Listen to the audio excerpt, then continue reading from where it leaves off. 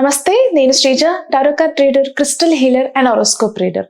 ముందుగా అందరికీ నూతన సంవత్సర శుభాకాంక్షలు. ఈ 2025 మీతో పాటుగా నేను కూడా మనస్ఫూర్తిగా కోరుకుంటున్నాను.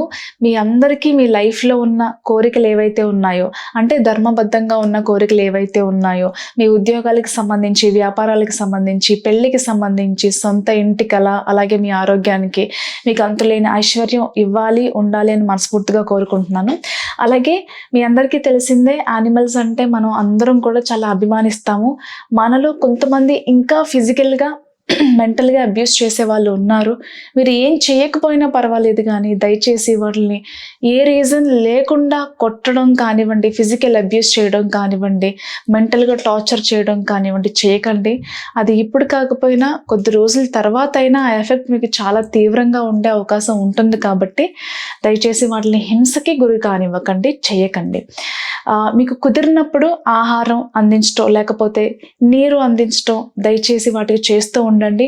అది ఏ జంతువు అయినా సరే, ఈ భూమి మీద మనం ఎంత హ్యాపీగా ఉంటామో మనతో పాటుగా నోరు లేని మూగజీవాలు కూడా హ్యాపీగా ఉండడానికి అంతే అర్హులు అని చెప్పి గుర్తించండి. Thank you so much. కన్యా రాశి టారో కార్డ్ ప్రెడిక్షన్స్ చూద్దాము 2025కి సంబంధించి. కన్యా రాశికి సంబంధించి ఏవైతే కోర్ట్ కేసెస్ ఉన్నాయో, అదే సివిల్ మ్యాటర్స్కి సంబంధించి, ల్యాండ్ ఇష్యూస్కి సంబంధించి, డివోర్స్ కానివ్వండి, క్రిమినల్ కేసెస్ కానివ్వండి, ఏదైనా సరే, ఏదైనా కోర్ట్ కేసెస్ కానివ్వండి, పోలీస్ కేసెస్లో కానివ్వండి, లేదా ఇతర గొడవల్లో మీరు ఏదైనా ఇరుక్కుని ఉంటే కనుక ఖచ్చితంగా దాని నుంచి బయటపడగలుగుతారు. మీ తప్పు ఏదీ లేదని ప్రూవ్ చేసుకోగలుగుతారు. జడ్జిమెంట్ మీకు అనుకూలంగా వస్తుంది. ఒకప్పుడు నెగిటివ్గా మాట్లాడుకున్న నోరులే మీ గురించి చాలా పాజిటివ్గా మాట్లాడతారు. ఒకప్పుడు శత్రువులు అనుకునే వాళ్ళే ఖచ్చితంగా మీకు మిత్రులు అవుతారు. అన్నీ కూడా రివర్స్ అవుతాయి అన్నమాట. గత సంవత్సరం ఏదైతే మిమ్మల్ని మిస్అండర్స్టాండ్ చేసుకొని, మిమ్మల్ని తక్కువ చేసి, మిమ్మల్ని ఇన్సల్ట్ చేసి, మీరు ఇది అని చెప్పి జడ్జ్ చేసిన వాళ్ళందరూ కూడా తిరిగి మళ్ళీ మీ దగ్గరికే వచ్చి మీ కాళ్ళే పట్టుకుని మీరే గొప్ప, మీరే దేవుడు అని చెప్పేసి మాట్లాడుతూ ఉంటారు. సో సిచ్యువేషన్స్ అన్నీ కూడా అలా మీకు అనుకూలంగా టర్న్ అయ్యే అవకాశం అయితే కనిపిస్తుంది. సొంత ఇంటి నిర్మాణానికి సంబంధించి కానివ్వండి, ప్రాపర్టీస్ మీద ఇన్వెస్ట్మెంట్స్కి సంబంధించి కానివ్వండి, ఏదైనా సరే ప్రాపర్టీకి సంబంధించి, ల్యాండ్స్ కానివ్వండి, హౌస్ కానివ్వండి, ఓన్ హౌస్ కన్స్ట్రక్షన్స్కి కానివ్వండి, ఈ సంవత్సరం చాలా అనుకూలంగా ఉండబోతుంది. సొంత ఇంటి కళ అనేది ఈ సంవత్సరం ఖచ్చితంగా మీకు నెరవేరుతుంది. అలాగే గతంలో మీరు ఇన్వెస్ట్ చేసిన బిజినెస్లు ఏవైతే ఉన్నాయో, మీరు ఇన్వెస్ట్ చేసిన బిజినెస్, పార్ట్నర్షిప్ బిజినెస్ కానివ్వండి, ఏదైనా సరే, ఎక్కడైతే మీరు ఇన్వెస్ట్మెంట్స్ అన్నీ పెట్టారో ఖచ్చితంగా ఈ సంవత్సరంలో అవి రిటర్న్స్ పరంగా చూసుకుంటే అద్భుతంగా ఉంటాయి. అప్పుడు మీరు ఇన్వెస్ట్ చేసాం కానీ ఏంటి, ఎలాంటి మార్పు లేదు, ఎలాంటి గ్రోత్ లేదు అనుకునే వాళ్ళకి ఈ ఇయర్లో ఖచ్చితంగా దానికి సంబంధించిన గ్రోత్ కానివ్వండి, ఇన్కమ్ స్టార్ట్ అవడం కానివ్వండి, రిటర్న్స్ రావడం కానివ్వండి, ఖచ్చితంగా మీకు అనుకున్న దానికంటే కూడా మంచి స్థాయిలోనే ఉండబోతున్నాయి.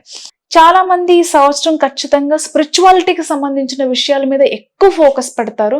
స్పిరిచువల్గా మీరు కొన్ని విషయాలు నేర్చుకోవడానికి, కొన్ని సాధనలు చేయడానికి, యోగా కానివ్వండి, మెడిటేషన్ కానివ్వండి, సనాతన ధర్మానికి సంబంధించిన విషయాలే కావచ్చు, ఎవరైతే మీ రిలీజియన్స్లో ఉన్నారు, క్రిస్టియన్ కావచ్చు, ముస్లిం కావచ్చు, హిందువులు కావచ్చు, ఎవరైనా సరే, ఏ రిలీజన్ అయినా మీ రిలీజన్కి సంబంధించిన విషయాలని లోతుగా పరిశీలించడానికి, లోతుగా నేర్చుకోవడానికి, దాని మీద అవగాహన పెంచుకొని, మీరు కూడా ఒక ప్రవచనకర్తగా, మీరు కూడా ఒక స్పిరిచువల్ టీచర్గా, ఒక మోటివేషన్ స్పీకర్గా ఎవరైతే ఎదగాలి అని అనుకుంటున్నారో దానికి సంబంధించిన ప్రాసెస్ కానివ్వండి, వీడియోలు కానివ్వండి, పుస్తకాలను కానివ్వండి బాగా రిఫరెన్స్గా తీసుకుంటారు. మీలో ఉన్న ఆ ఎబిలిటీస్ని అన్నింటినీ కూడా బాగా షార్ప్ చేసుకొని ఈ 2025లో మీరు ఏదైతే గోల్ని రీచ్ అవ్వాలనుకుంటున్నారో ఖచ్చితంగా ఆ గోల్కి మీరు రీచ్ అవుతారు.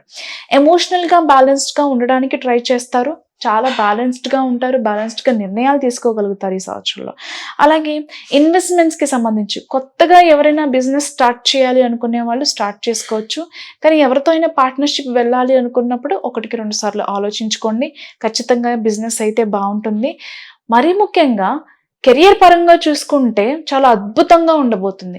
ఎవరికైతే గత కొంతకాలంగా కూడా చేసే జాబ్లో సాటిస్ఫాక్షన్ లేక, శాలరీ పరంగానో, వర్క్ పరంగానో, ఏ విధంగానైనా ఈ సంవత్సరం ఖచ్చితంగా మంచి సాటిస్ఫైడ్ జాబ్, అంటే వర్క్ సాటిస్ఫాక్షన్ ఉంటుంది, సాలరీ కూడా సాటిస్ఫాక్షన్ ఉంటుంది. మీకు వెళ్ళిన కంపెనీ కూడా చాలా అనుకూలంగా ఉంటుంది. అలాంటి కంపెనీలో మీకు జాబ్ అవకాశం అంటే మీరు ఆల్రెడీ జాబ్ చేస్తున్నప్పటికీ కూడా వేరే అవకాశం మీకు వచ్చే ఛాన్సెస్ అయితే కనిపిస్తున్నాయి. అలాగే జాబ్ చేంజ్, కెరియర్ చేంజ్ కానివ్వండి, మరీ ముఖ్యంగా ప్రమోషన్. మీరు చేస్తున్న కంపెనీలోనే చాలా సంవత్సరాలుగా మనకి ప్రమోషన్ అందరికీ వస్తుంది. మనకన్నా తక్కువగా పనిచేసే వాళ్ళకి, మనకన్నా వెనకొచ్చిన వాళ్ళకి కూడా వస్తుంది. కానీ మనకు రావట్లేదు అనుకునే వాళ్ళకి కూడా ఈ సంవత్సరంలో ఖచ్చితంగా ప్రమోషన్ రాసిపెట్టుంది. మీరు ఉద్యోగపరంగా మంచి స్థాయికి చేరుకుంటారు. మీరున్న కంపెనీలోనే కావచ్చు, మీరు బయట ప్రయత్నాలు చేస్తుంటే బయటే కావచ్చు. ఆన్ సైట్ ఆపర్చునిటీస్కి వెయిట్ చేసే వాళ్ళకు కూడా 2025లో ఆన్ సైట్ ఆపర్చునిటీస్కి సంబంధించి కూడా ఆపర్చునిటీస్ వచ్చే అవకాశం అయితే కనిపిస్తుంది. కాకపోతే వర్క్ స్పేస్లో మేబీ ప్రమోషన్స్కి సంబంధించి, ఆన్ సైట్ ఆపర్చునిటీస్కి సంబంధించి కొన్ని పాలిటిక్స్ మీ ఆఫీస్లో జరిగే అవకాశం ఉంది. దానివల్ల కొన్ని కోల్డ్ వార్స్ అవి జరుగుతూ ఉంటాయి. దాన్ని అంత సీరియస్గా తీసుకుని ఎవరితో గొడవ పడే ప్రయత్నం అయితే చేయకండి. చిన్న చిన్న సమస్యలే, బట్ నెగటివిటీ అనేది బాగా స్ప్రెడ్ అవుతుంది మీ మీద. మీరు అనలేని మాటలు, మీరు మామూలుగా నార్మల్గా మాట్లాడిన మాటలు కూడా అదేదో పెద్ద మీరు బూతులు మాట్లాడినట్టు, లేకపోతే మీరు ఏదో పెద్ద తప్పు చేసినట్టుగా మీ మీద బురద జల్లే ప్రయత్నం చేస్తూ ఉంటారు కొంతమంది. మీరంటే పడలేని వాళ్ళు మీ వర్క్ స్పేస్లో. అలాంటి వాళ్ళతో జాగ్రత్తగా ఉండండి. అప్పటికప్పుడే ఈ విషయాన్ని సార్ట్ అవుట్ చేసుకోవడానికి ఎక్కువ ప్రయత్నాలు చేయండి. అలాగే మీ మీద నరఘోష, నరదిష్టి, వేరే వాళ్ళు ఎంతసేపు మీ గురించి మాట్లాడుకోవడం, మీరు బాగున్నారనో, మీ గ్రోత్ చూసి ఏడవడము, మీరు ఏం చేసినా సరే ఎంతసేపు మీ మీద పడి ఏడ్చే వాళ్ళు కొంతమంది ఉంటారు. అలాంటి వాళ్ళతో జాగ్రత్తగా ఉండండి. భార్యాభర్తలు ఇద్దరూ కూడా చాలా జాగ్రత్తగా ఉండాల్సిన టైము. థర్డ్ పర్సన్ ఇన్వాల్వ్మెంట్, అది ఎవరైనా కావచ్చు, ఇల్లీగల్ ఎఫైరే కావచ్చు, లేకపోతే కుటుంబ సభ్యులు ఇన్వాల్వ్మెంట్ మీ ఇద్దరి మధ్యలో ఎక్కువ ఉండడం వల్ల కావచ్చు, జనరల్గా అత్త మామూలు కావచ్చు, ఎవరైనా సరే ఎక్కువ థర్డ్ పర్సన్ ఇన్వాల్వ్మెంట్ ఉండడం వల్ల కూడా మీ కాపురంలో చిచ్చు అనేది మొదలయ్యే అవకాశం కనిపిస్తుంది. కాబట్టి జాగ్రత్తగా ఉండండి, బ్యాలెన్స్డ్గా ఉండండి. All the best.